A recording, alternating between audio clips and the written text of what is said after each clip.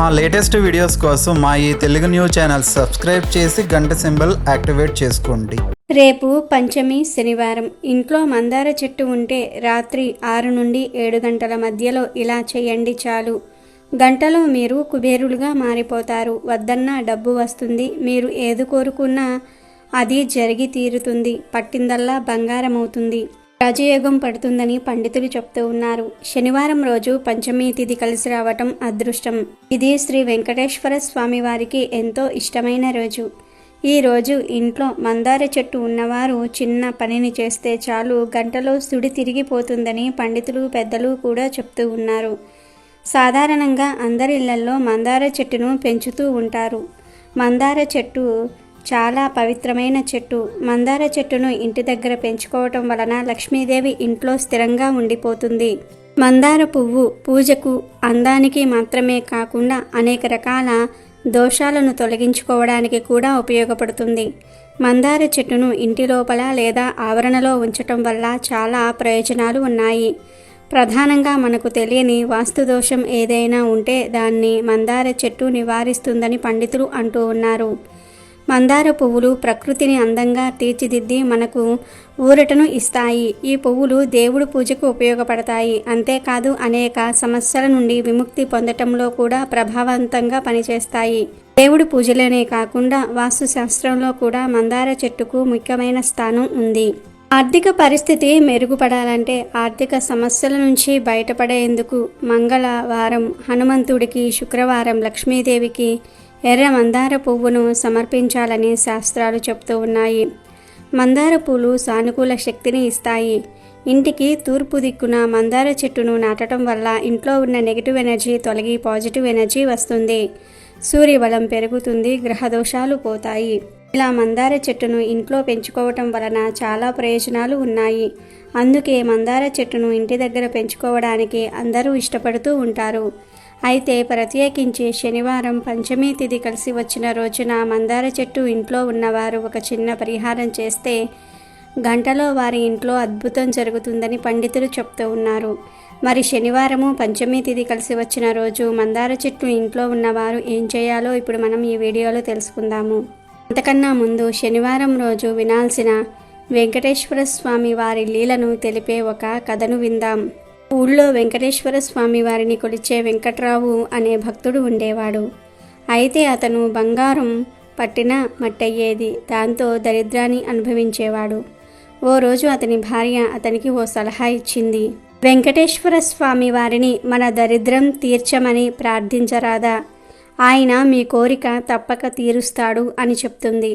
అప్పుడు వెంకట్రావు, పిచ్చిదానా, మనకేం కావాలో ఆయనకు తెలీదా? అందుకు నేనాయనకు సూచనలు ఇవ్వలేను అని అతను ఒప్పుకోలేదు. ఆ రాత్రి వెంకటేశ్వర స్వామి అతనికి కలలో కనపడి, మీ ఇంట్లోని గూట్లో 6 రూపాయలు ఉన్నాయి కదా, అవి తీసుకొని రేపు సాయంత్రానికల్లా నువ్వు పెద్ద బజారుకు వెళ్ళు. అక్కడ 6 రూపాయలకు నీకు ఇష్టమైంది ఏది కనబడితే అది కొను. నీ దరిద్రం తీరుతుంది అని చెప్పాడు. వెంకట్రావు ఉదయం నిద్రలేవగానే తన భార్యకు ఆ కళ గురించి చెప్పి అతను సైకిల్ మీద పెద్ద బజారుకు బయలుదేరాడు. ఒక చోట కోలాటం కర్రలు నచ్చి దాని ధరను అడిగాడు. జత 10 రూపాయలు. ఇంకొంచెం ముందుకు సాగాడు. వేలం పాట వేసే ఓ హాల్లో బొమ్మలను వేలం పాట వేస్తున్నట్లుగా బయట బోర్డును చూసి లోపలికి వెళ్ళాడు. గోడకు ఒక పెద్ద చిత్రకారుడు గీసిన బొమ్మలు వేలాడుతూ ఉన్నాయి. వాటిని కొనడానికి ఖరీదైన దుస్తుల్లో డబ్బులు ఉన్నవాళ్ళు చాలామంది వచ్చారు. అతను వెనక్కి తిరిగిపోతూ ఉంటే పిచ్చి గీతలతో గీసిన ఓ బొమ్మను చూపించి చెప్పారు నిర్వాహకులు. దీని పేరు వెంకటేశ్వర స్వామి. దీన్ని గీసింది దీపక్ అనే 6 ఏళ్ల కుర్రవాడు. మా పాట 5 రూపాయలు అని మొదలుపెట్టారు. కానీ చిన్న పిల్లవాడు గీసిన ఆ నైపుణ్యం లేని బొమ్మను కొనడానికి ఎవ్వరూ ముందుకు రాలేదు. అసహనంగా పెద్ద చిత్రకారుడి బొమ్మల వేలం పాట మొదలవటం కోసం వారంతా వేచి చూడసాగారు. మొదటిసారి 5 రూపాయలు, రెండవసారి 5 రూపాయలు.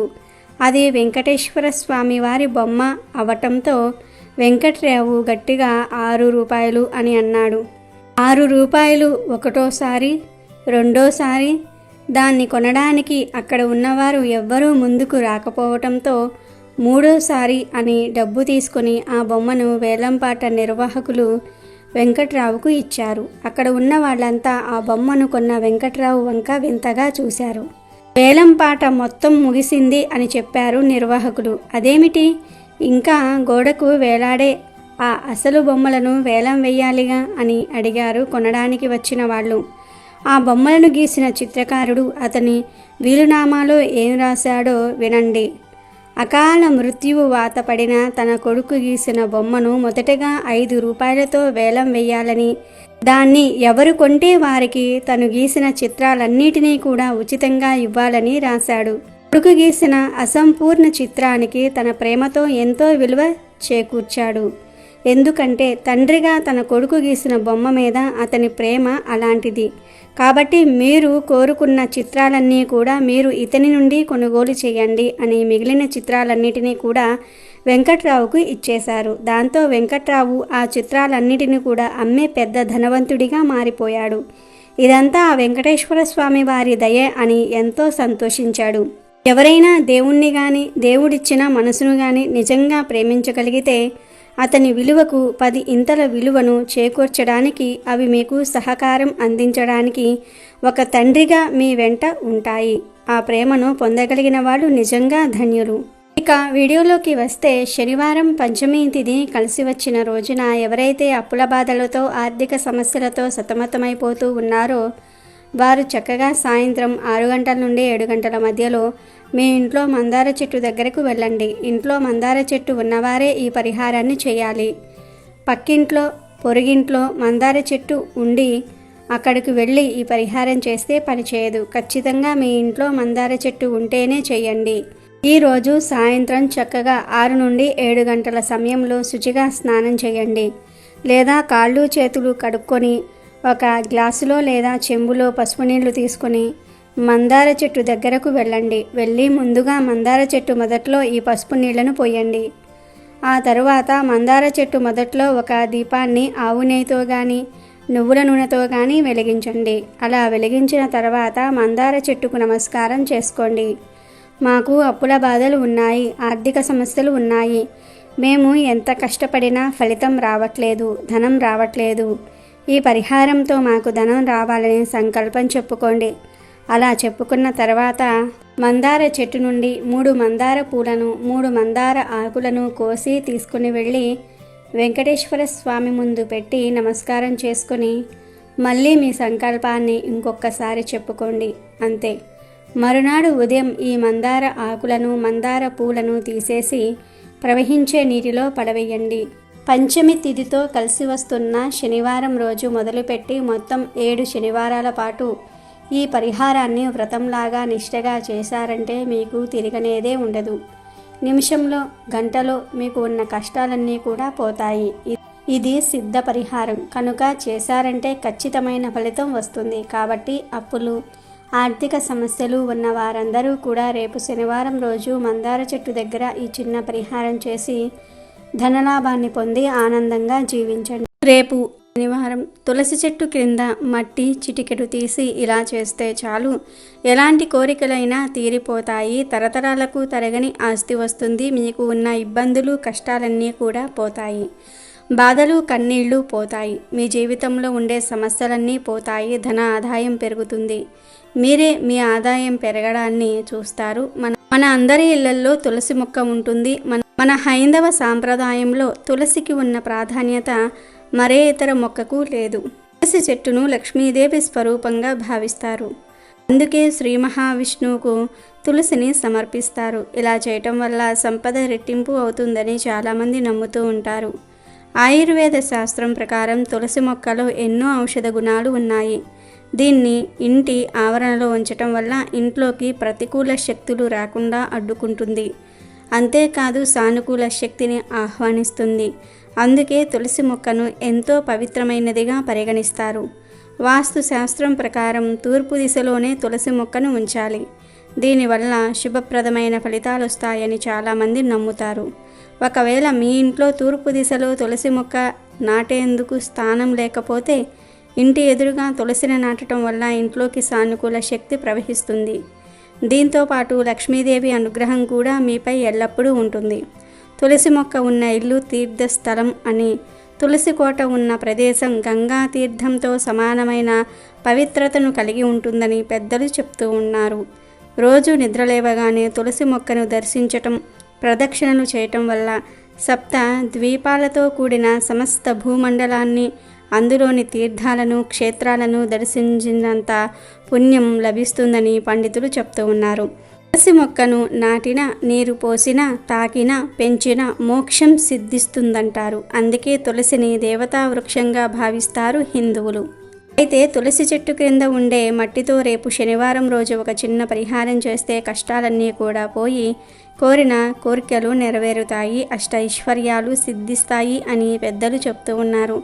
మరి రేపు మార్గశిర శనివారం రోజు తులసి మొక్క కింద మట్టితో ఏం చేయాలి అనే విషయాన్ని ఇప్పుడు మనం ఈ వీడియోలో వివరంగా తెలుసుకుందాం. తులసి చెట్టుకే కాదు, తులసి మొక్క కింద ఉండే మట్టికి కూడా చాలా ప్రాముఖ్యత ఉంటుంది. తులసి మొక్క పెరిగిన మట్టిలోకి అనేక సుగుణాలు వస్తాయి. తులసి మొక్క కింద మట్టిని పాపిటలో బొట్టుగా పెట్టుకుంటే సమస్త తీర్థాలలో స్నానం చేసిన ఫలితం వస్తుందని శాస్త్రాలు చెప్తూ ఉన్నాయి. ఈ తులసి మొక్క కింద మట్టితో శనివారం రోజు ఒక పరిహారం చేస్తే కోరిన కోరికలు తీరు సకల సంపదలు సిద్ధిస్తాయని శాస్త్ర పండితులు కూడా చెప్తూ ఉన్నారు. అసలు ఏం చేయాలి అంటే ఏమీ లేదు. శనివారం రోజు ఉదయాన్నే నిద్రలేచి శుచిగా స్నానం చేసి పూజలు చేయని తులసి మొక్క దగ్గరకు వెళ్ళి మీ మొక్క మొదట్లో ఉండే మట్టిని ఒక గుప్పెడు సేకరించి ఆ మట్టిని తీసుకుని దానిలో కొంచెం నీళ్లు, కొద్దిగా బెల్లము తురుము కలిపి ఒక ప్రమిద షేపు వచ్చేలాగా తయారు చేయండి. తర్వాత ఈ మట్టి ప్రమిదను ఆ రోజంతా కూడా ఎండలో పెట్టి బాగా ఆరబెట్టండి. మళ్ళీ సాయంత్రం సూర్యుడు వెళ్ళిన తర్వాత ఈ మట్టి ప్రమిదను తీసి పూజ గదిలో ఒక ఆకు మీదో లేదా ప్లేట్లోనో పెట్టి నువ్వుల నూనె పోసి 3 వత్తులు వేసి దీపాన్ని వెలిగించండి. ఆ దీపం వెలుగుతున్నంతసేపు అక్కడ కూర్చుని మీకు ఉన్న కోరికలను, సమస్యలను చెప్పుకోండి. ప్రతి శనివారం కూడా ఈ ప్రమిదలోనే వెంకటేశ్వర స్వామి వారి ముందు దీపారాధన చేయండి. ఇలా ఈ చిన్న పని చేస్తే ఖచ్చితంగా మీరు కోరుకున్న కోరికలు నెరవేరుతాయి. మీకు ఉన్న కష్టాలన్నీ కూడా పోతాయి. లక్ష్మీదేవి, వెంకటేశ్వర స్వామి వారి అనుగ్రహంతో తరతరాలకు తరగని ఐశ్వర్యం వస్తుంది. కాబట్టి మీరు కూడా రేపు శనివారం రోజు తులసి చెట్టు కింద మట్టితో ఈ చిన్న పనిని చేసి శుభ ఫలితాలను పొంది ఆనందంగా జీవించండి. వీడియో నచ్చితే లైక్ చేయండి, షేర్ చేయండి, బట్ సబ్స్క్రైబ్ చేసుకోవడం మర్చిపోవద్దు.